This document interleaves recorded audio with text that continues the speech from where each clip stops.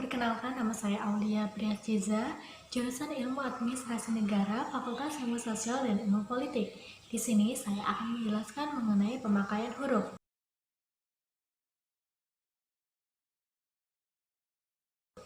Yang pertama, huruf abjad. Abjad yang dipakai dalam ejaan bahasa Indonesia terdiri atas 26 huruf. Kemudian huruf vokal. Huruf yang melambangkan vokal dalam bahasa Indonesia terdiri atas 5 huruf, yaitu A, E, I, O, dan U.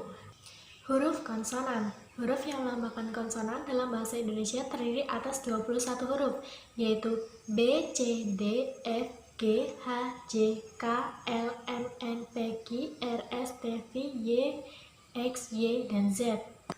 Huruf diftong. Dalam bahasa Indonesia terdapat 4 diftong yang dilambangkan dengan gabungan huruf vokal I, AU, E, dan OI. Gabungan huruf konsonan. Gabungan huruf konsonan KH, NG, NY, dan SY masing-masing melambangkan satu bunyi konsonan.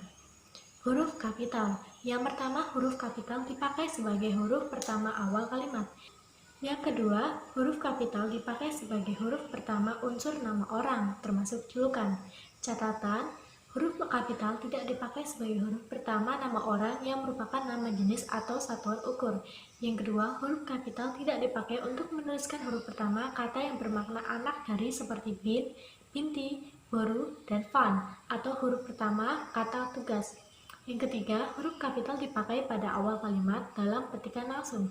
Yang keempat, huruf kapital dipakai sebagai huruf pertama setiap kata nama agama, kitab suci, dan Tuhan, termasuk sebutan dan kata ganti untuk Tuhan. Yang kelima, huruf kapital dipakai sebagai huruf pertama unsur nama, gelar kehormatan, keturunan, keagamaan, atau akademik yang diikuti nama orang, termasuk gelar akademik yang mengikuti nama orang.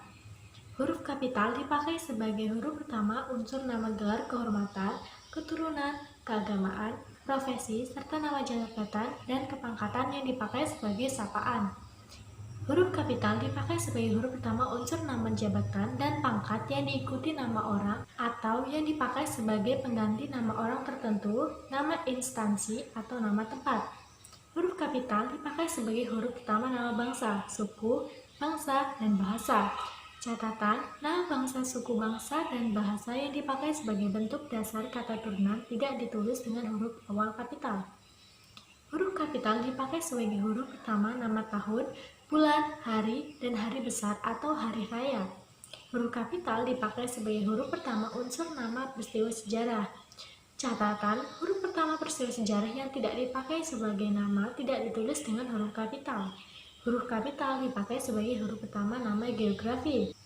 Dengan catatan, huruf pertama nama geografi yang bukan nama diri tidak ditulis dengan huruf kapital. Huruf pertama nama diri geografi yang dipakai sebagai nama jenis tidak ditulis dengan huruf kapital. Nama yang disertai nama geografi dan merupakan nama jenis dapat dikontraskan atau disejajarkan dengan nama jenis lain dalam kelompoknya. Huruf kapital dipakai sebagai huruf pertama setiap kata, termasuk unsur kata ulang sempurna di dalam judul buku, karangan, artikel, dan makalah, serta nama majalah dan surat kabar, kecuali kata tugas seperti di, ke, dari, dan, yang, dan untuk, yang tidak terletak pada posisi awal. Huruf kapital dipakai sebagai huruf pertama unsur singkatan nama, gelar, pangkat, dan sapaan. Huruf kapital sebagai huruf pertama kata penunjuk hubungan kekerabatan seperti bapak, ibu, kakak, adik, dan paman, serta kata atau ungkapan lain yang dipakai dalam penyapaan atau pengajuan. Kata ganti Anda ditulis dengan huruf awal kapital. Huruf miring. Huruf miring dipakai untuk menuliskan judul buku, nama majalah, atau nama surat kabar yang dikutip dalam tulisan, termasuk dalam daftar pustaka. Huruf miring dipakai untuk menegaskan atau mengkhususkan huruf, bagian kata, atau kelompok kata dalam kalimat. Huruf miring dipakai untuk menuliskan kata atau ungkapan dalam bahasa daerah atau bahasa asing dengan catatan nama diri seperti nama orang, lembaga, atau organisasi dalam bahasa asing atau bahasa daerah tidak ditulis dengan huruf miring. Dalam naskah tulisan tangan atau mesin tik, bagian yang akan dicetak miring ditandai dengan garis bawah. Kalimat atau teks berbahasa asing atau berbahasa daerah yang dikutip secara langsung dalam teks berbahasa Indonesia ditulis dengan huruf miring. Huruf tebal. Huruf tebal dipakai untuk menegaskan bagian tulisan yang sudah miring. Huruf tebal dapat dipakai untuk menegaskan bagian-bagian karangan seperti judul buku, bab, atau subbab.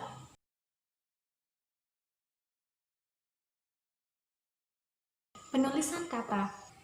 Kata dasar ditulis sebagai satu kesatuan. Kata berimbuhan. Imbuhan atau awalan, sisipan akhiran, serta gabungan awalan dan akhiran ditulis serangkai dengan bentuk dasarnya. Catatan, imbuhan yang diserap dari unsur asing seperti isme, man, wan, atau wi ditulis serangkai dengan bentuk dasarnya.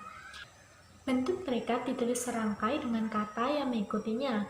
Dengan catatan, bentuk terikat yang diikuti oleh kata yang berhuruf awal kapital atau singkatan yang berupa huruf kapital dirangkai dengan tanda miring.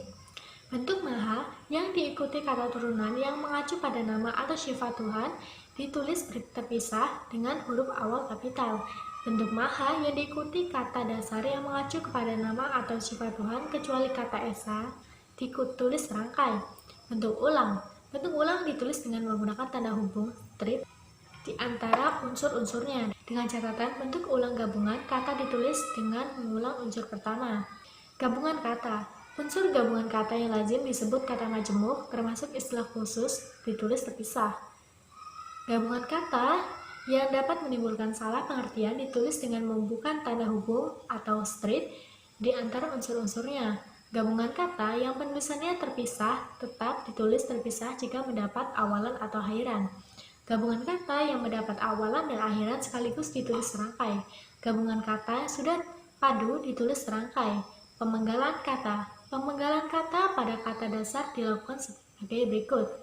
Jika di tengah kata terdapat huruf vokal yang berurut, pemenggalannya dilakukan di antara kedua huruf vokal itu.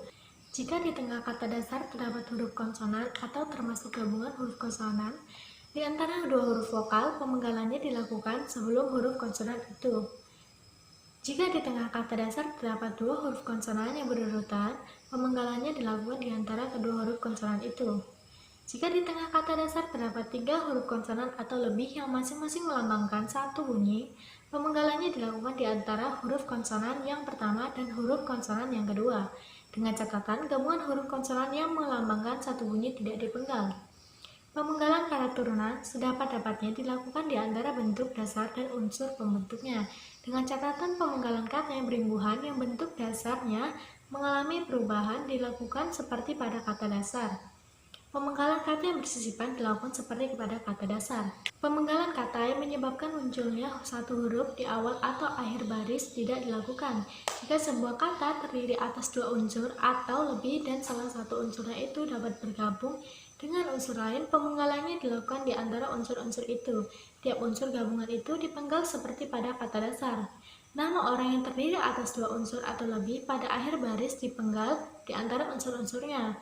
Singkatan nama diri dan gelar terdapat atas dua huruf atau lebih tidak dipenggal. Dengan catatan, penulisan berikut dihindari.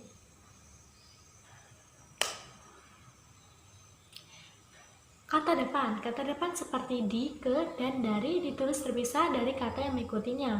Partikel lah, kah, dan tah ditulis serangkai dengan kata yang mendahulunya. Partikel pun ditulis terpisah dari kata yang mendahulunya.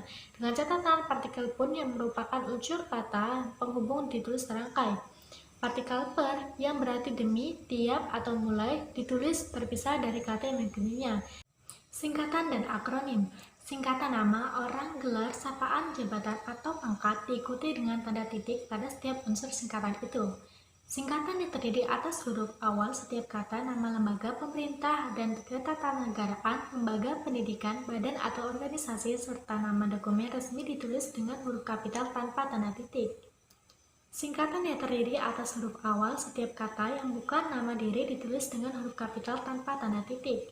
Singkatan yang terdiri atas 3 huruf atau lebih diikuti dengan tanda titik.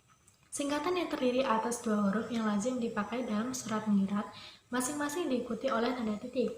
Lambang kimia, singkatan satuan ukuran, takaran, timbangan, dan mata uang tidak diikuti tanda titik. Akronim nama diri yang terdiri atas huruf awal setiap kata ditulis dengan huruf kapital tanpa tanda titik. Akronim nama diri yang berupa gabungan suku kata atau gabungan huruf dan suku kata dari deret kata ditulis dengan huruf awal kapital. Akronim bukan nama diri yang berupa gabungan huruf awal dan suku kata atau gabungan suku kata ditulis dengan huruf kecil. Angka dan bilangan. Angka Arab atau angka Romawi lazim dipakai sebagai lambang bilangan atau nomor. Bilangan dalam teks yang dapat dinyatakan dengan satu atau dua kata ditulis dengan huruf kecuali jika dipakai secara berurutan seperti dalam perincian. Bilangan pada awal kalimat ditulis dengan huruf. Apabila bilangan pada awal kalimat tidak dapat dinyatakan dengan satu atau dua kata, susunan kalimatnya diubah. Angka yang menunjukkan bilangan besar dapat ditulis sebagian dengan huruf supaya lebih mudah dibaca. Angka dipakai untuk menyatakan ukuran panjang, berat, luas, isi, dan waktu, serta nilai uang. Angka dipakai untuk menomori alamat seperti jalan, rumah, apartemen, atau kamar. Angka dipakai untuk menomori bagian karangan atau ayat kitab suci. Penulisan bilangan dengan huruf dilakukan sebagai berikut. Bilangan utuh, bilangan pecahan, penulisan bilangan tingkat. Penulisan bilangan dengan angka dan huruf sekaligus dilakukan dalam peraturan perundang-undangan, akta, dan kwitansi. Penulisan bilangan yang dilambangkan dengan angka dan diikuti huruf. Bilangan yang digunakan sebagai unsur nama geografi ditulis dengan huruf. Kata gantiku, kau, ku, mu, dan nya. Kata gantiku dan kau ditulis serangkai dengan kata yang mengikutinya, sedangkan ku, mu, dan nya ditulis serangkai dengan kata yang mendahulunya. Kata sandang si dan sang. Kata si dan sang ditulis terpisah dari kata yang mengikutinya. Dengan catatan, huruf awal sang ditulis dengan huruf kapital jika sang merupakan unsur nama Tuhan. Sekian penjelasan dari saya, kurang lebihnya saya mohon maaf. Sekian, terima kasih.